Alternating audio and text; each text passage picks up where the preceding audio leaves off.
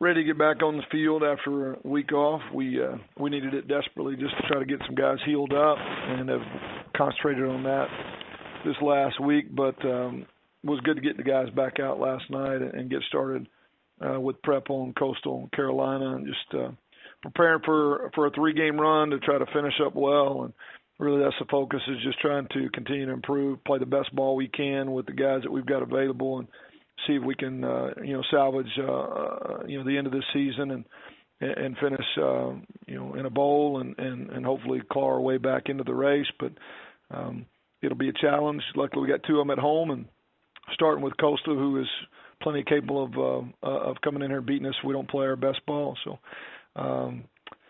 we'll get back to normal prep on Tuesday and hopefully go out Saturday and play our best ball. All right, thank you, Coach. Our first questions come from Alan Blondin with the Sun News. Please go ahead, Alan. Yeah, Coach. Losing Logan Bonner early in the year after 4 games, it looks like Lane Hatcher hasn't missed a beat. I think the only thing I see maybe is some high interception number. But are you surprised at all with his play, and are there some things that he does even better than Logan does? Well, not necessarily surprised with his play. I mean, we recruited him out of high school and felt like that he had all the skill sets. I think surprised maybe just how quickly he picked things up, having not been here in the spring and only able to come in the summer. Turning the ball over has really been the biggest key just for him, and that's not that uncommon for a freshman to turn the ball over a few times here or there. But he's just got a work ethic that is remarkable, and it's allowed him to put himself in a position to be, to play at the level that he's playing at. And he's just got something about his personality. Guys, he finds a way to win, and it's something that people gravitate towards. So, Logan was clearly the number one, and I think Lane was perfectly ready to go in and be the number 2 and prepare. But when thrown into the mix, I mean, he stepped up in a big way and given us an opportunity to be effective offensively all year. Coach, I'll give you a chance to brag on one of your players here. I guess just how good is Omar Bayless, and is there anything that you think he could do better? Well, he's as good a wideout as I've had a chance to be around in my career, and I've had a few really good ones.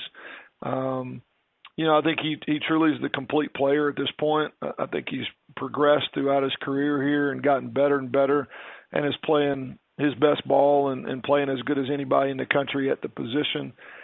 He plays at max speed all the time. I mean, I think that's a rare quality that's hard to measure. You've got guys that run, great 40s but don't play fast. He's one of those guys that plays faster, than most around him. He's able to transition from catch to run very quickly. He's able to judge the ball and play it above the rim.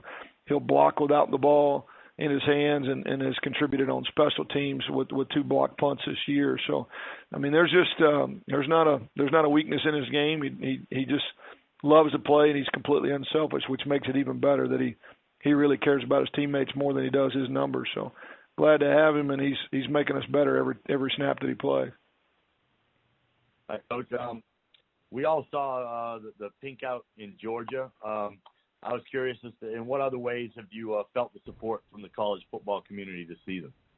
Well, it's something every day, to be honest with you.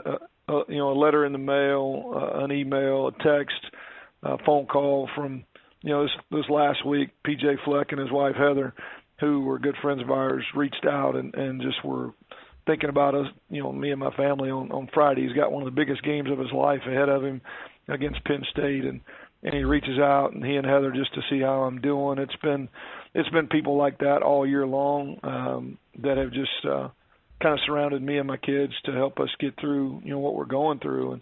And from Georgia fans to, the opponents that we play every week, to coaches in the community like PJ and Neil Brown and Matt Wells and just Rod Carey, almost a scripture or a verse or a prayer almost daily.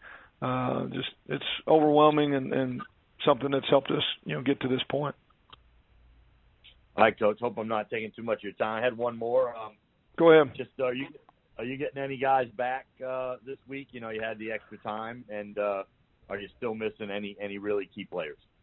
Yeah, well, I mean, we're down 24 guys for the year, and really we've gotten everybody back that we're going to. Now, we were able to take this week to heal some people up, and so they'll feel better, the guys that are on the field. But Terry Hampton's probably the only guy that did not play in the game last week that'll be able to get back out on the field this week. Beyond that, we got to make do with the personnel that we have, and we're just trying to make their bodies feel better down the stretch. People have been playing through injury and through pain for quite a while, and this open week allowed us to take some pressure off of those guys.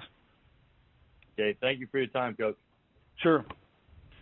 All right, thank you, Alan. Our next questions come from Luke Matheson with the Red Wolf Report. Please go ahead, Luke. Hey, Blake, what are the things that Coastal Carolina will do that concerns you this week?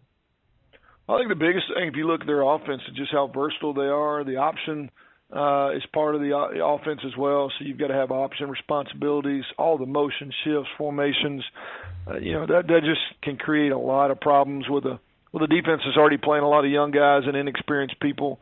That's going to be probably the biggest concern. And, not to take the pressure off them, but really just our ability to go out and play good ball and get better is really the biggest concern for me going in. It wouldn't matter what opponent we're playing. We just have yet, I think, to play our best football, and we want to try to do that down the stretch. Still kind of same situation the last few weeks, just focusing more on what you guys do and make sure you do it right.